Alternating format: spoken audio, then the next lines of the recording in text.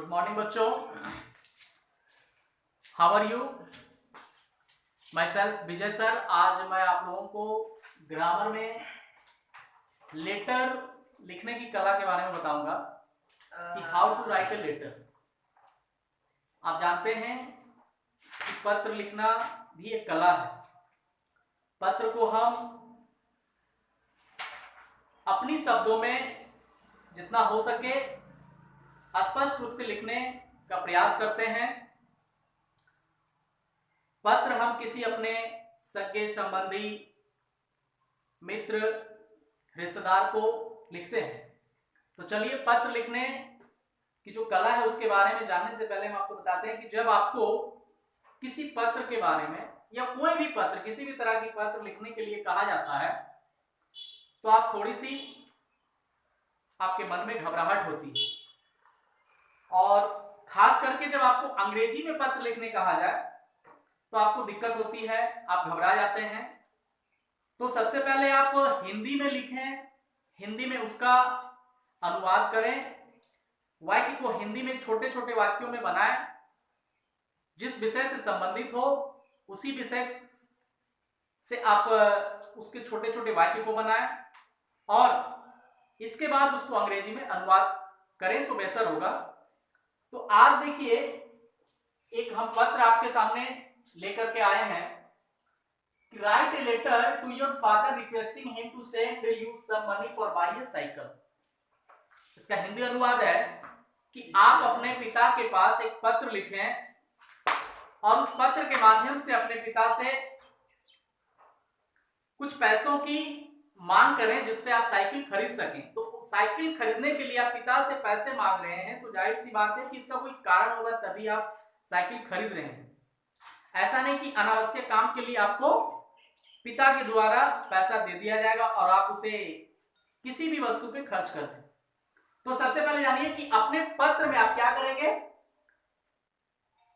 खराब जो आपकी हैंडराइटिंग होती है उसे नहीं लिखेंगे, मतलब आपकी जो हैंडराइटिंग होनी चाहिए पत्र में वो कैसी होनी चाहिए, बिल्कुल स्पष्ट साफ होना चाहिए। आप जो पत्र लिखेंगे वो विषय से संबंधित होना चाहिए, किस विषय से आप पत्र को लिख रहे हैं।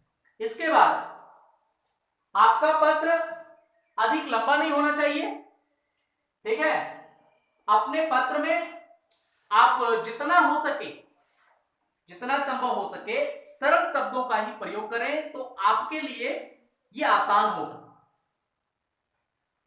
आपके लिए यह आसान होगा कि जितने छोटे छोटे शब्दों का प्रयोग करेंगे, सरल शब्दों का प्रयोग करेंगे तो आपके लिए यह आसान होगा। तो चलिए देखते हैं, इस पत्र को हम आपको समझाने का प्रयास करते हैं आज या समझाएंगे।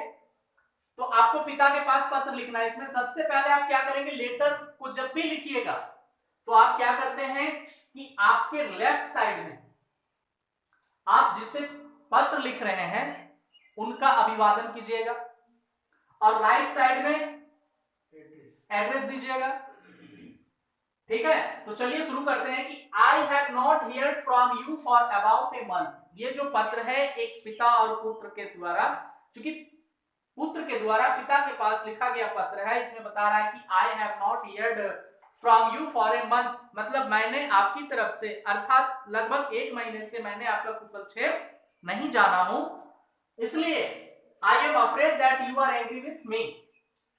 तो मैं डरा हुआ हूं, मैं भयभीत हूं कि आप मुझसे नाराज।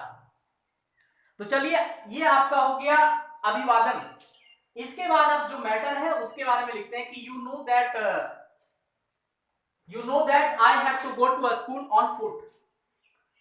एक पुत्र पिता से कहता है कि यू नो दैट, आप जानते हैं कि मैं स्कूल बाय फुट जाता हूं, अर्थात पैदल ही जाता हूं। I have to cover a distance of 4 miles daily on foot.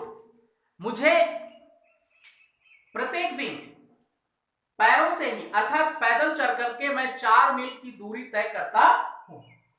I do not find much time for studies in the morning, इसलिए मुझे सुबह में अध्ययन के लिए, अपनी स्टडी के लिए अत्यधिक समय नहीं मिल पाता है।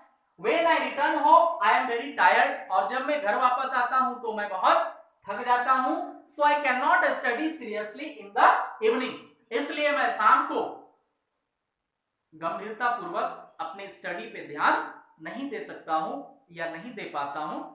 तो चलिए अब आप बताएंगे उनको, ये आपने कारण बता दिया कि आप जो उनसे पैसे मांगे हैं उसका कारण क्या है। तो अब नीचे लिखते हैं कि if I have a bicycle, अगर मेरे पास एक बाइसाइकिल होती, I can save much time and energy, तो मैं अपने समय को भी बचा लेता और हमारी ऊर्जा भी बच जाती, जिससे ये समय और ऊर्जा इस दोनों चीज का उपयोग मैं किसमें करता, अपनी अध्ययन में ही लगाता। इसलिए आई नो साइकिलिंग वेल, मैं साइकिल चलाना अच्छी तरह से जानता हूं। Will you kindly buy me a bicycle, क्या आप मुझे कृपया करके एक साइकिल खरीद देंगे। I do not want to have a costly bicycle, मैं कोई महंगा साइकिल नहीं चाहता हूं। Please do send me 500 rupees so that I may purchase a bicycle, कृपया करके आप मुझे 500 रुपये भेज दें ताकि मैं अपने साइकिल को खरीद सकूं। इसके बाद please give my love to mother with best regards. नीचे आप क्या करेंगे, ये आपका लेटर समाप्त हो गया। नीचे अपना जो अभिवादन होता है अपने माता के प्रति, पिता के प्रति, बड़ों के प्रति या छोटों के प्रति, उसके लिए हमने लिखा है कि please give my love to mother. क्योंकि पापा के पास आपने पत्र लिख दिया पापा के नाम से, तो वो तो लेटर को पढ़ेंगे ही, तो आप माँ को भी इसमें क्या कर सकते हैं, अभिवादन के रूप में उनको प्रणाम कर सकते हैं, उनको कुशल क्षेम पूछ सकते हैं। तो इसलिए यहाँ पे हमने लिख दिया कि please give my love to mother, अर्थात माँ को मेरा प्रणाम कहना with best regards your affectionately. अब लेटर समाप्त होने के बाद आप लेटर के राइट में एकदम नीचे क्या करेंगे, आप अपना नाम दे देंगे और लेफ्ट साइड में एड्रेस रहेगा। मैं आशा और उम्मीद करता हूं कि ये लेटर आपको समझ में आए और आप इसे अपनी नोटबुक में उतारने का प्रयास करें और इसी तरह का लेटर लिख करके आप हमें भेजें ताकि हम समझ सकें कि आप इसे समझ चुके हैं। Thank you.